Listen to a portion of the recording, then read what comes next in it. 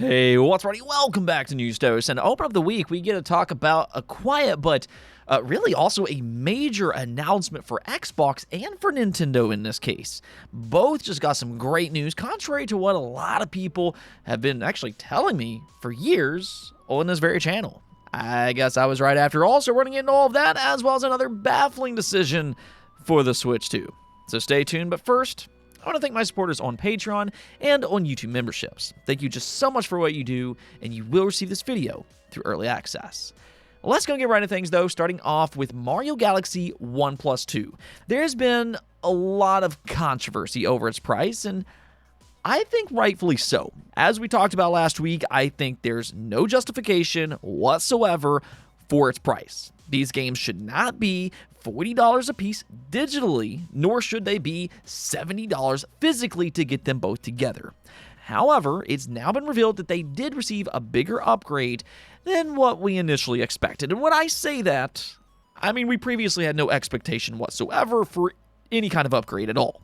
So in a bit of a pleasant surprise, it's nice to see that they are at the very least doing some work to make improvements to these games, which includes better textures, enhanced resolution, improved UI, new storybook chapters, a new assist mode, and quote-unquote more that they've yet to reveal. Now, at the same time, the new footage clearly shows that this is not a transformative experience like we got with Metroid Prime Remastered a few years back. This is more of a baseline remaster, if anything else, which is why I will continue to reiterate that even after this new information, I still believe that Mario Galaxy 1+2 is priced too high. I still don't agree with the price. Now, at the same time, I do understand that they'll probably get away with it, just because there is that fear that the physical copy specifically will be limited, similar to the Mario 3D All-Star Collection back in 2020.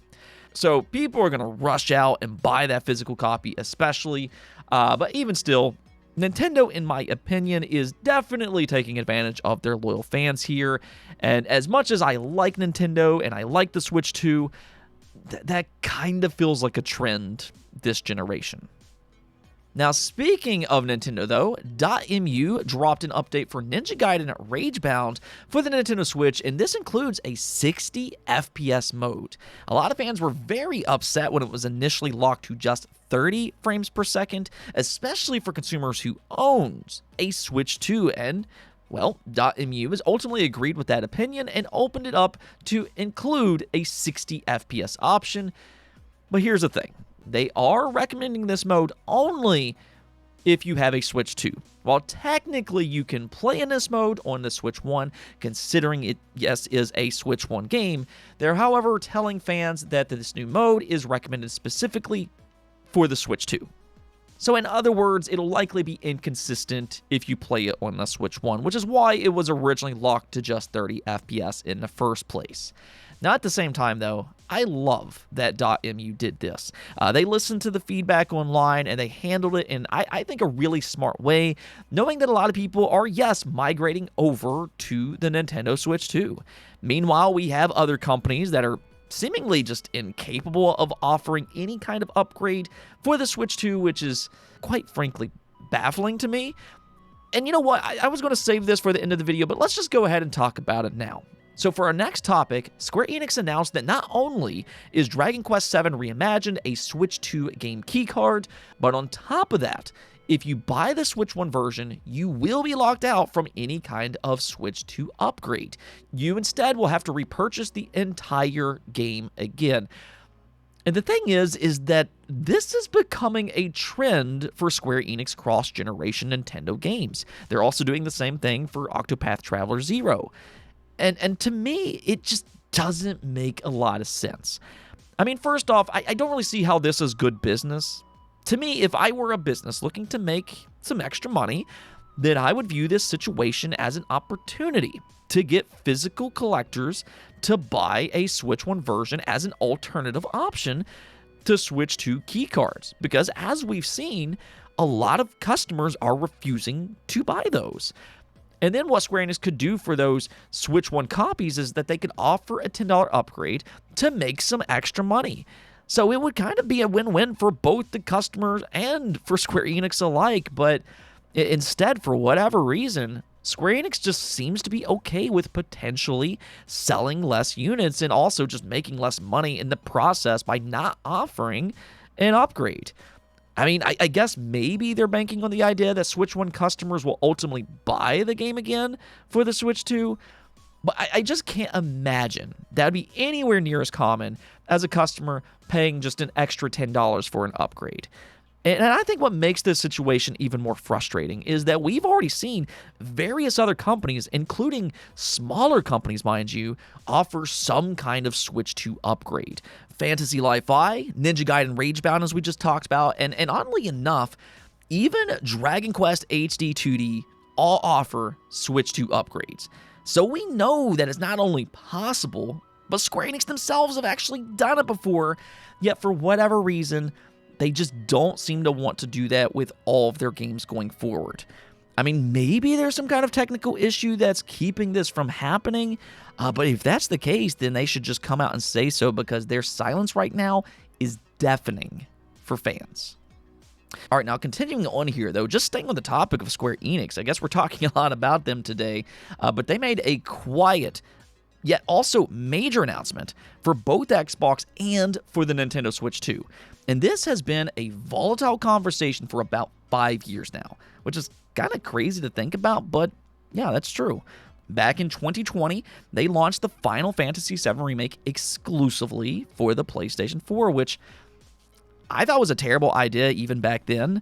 Longtime viewers on the channel have probably heard me talk about this a lot, but my opinion on this is that Final Fantasy, especially Final Fantasy VII, is far too popular and far too costly to make it exclusive to one single platform. Now, I'm not necessarily opposed to third-party exclusives when it makes sense, but Final Fantasy, that did not need Sony's backing for any kind of extra notoriety.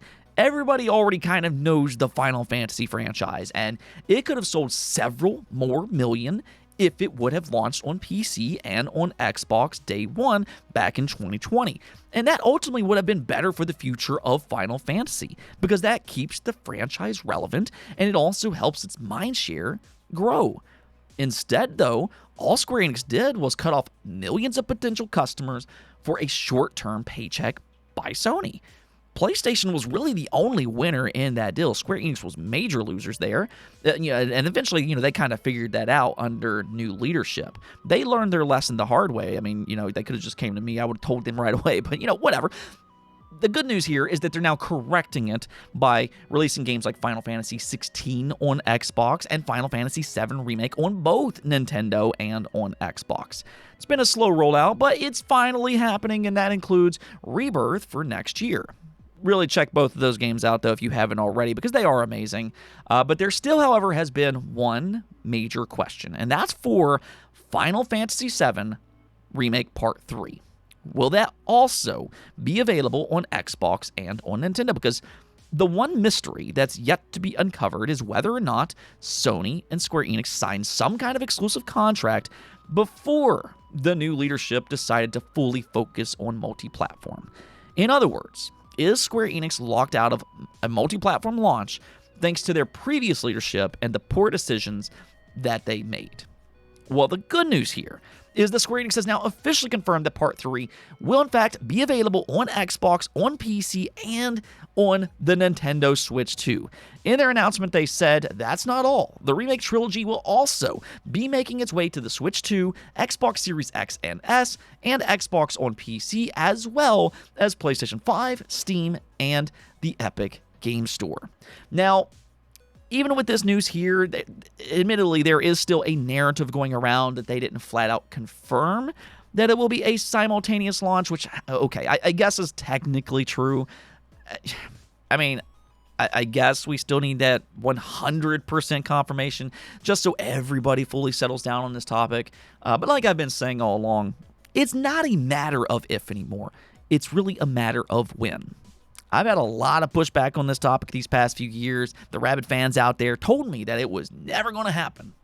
But if you've actually been paying close attention to Square Enix's statements, it's always been a question of when and not if. And I think with this new announcement, it's more likely than not that it will get a day one launch for all platforms.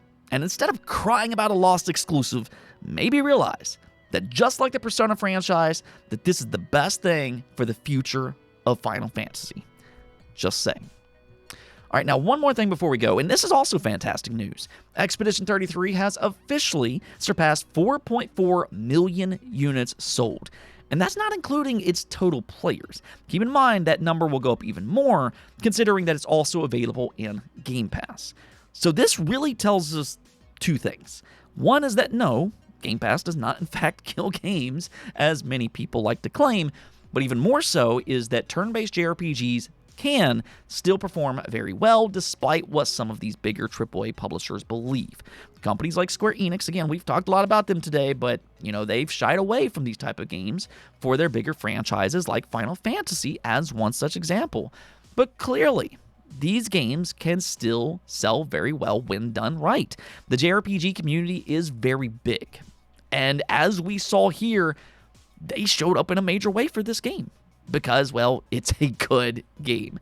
So I hope that this is a wake-up call for companies like Square Enix. There's definitely a very active crowd for turn-based JRPGs out there, and I imagine this game is going to continue to sell very well for a long time coming, especially once it gets nominated for Game of the Year. Anyways, though, that's going to be it for this episode, but until next time, make sure to subscribe, ring that bell, and peace out.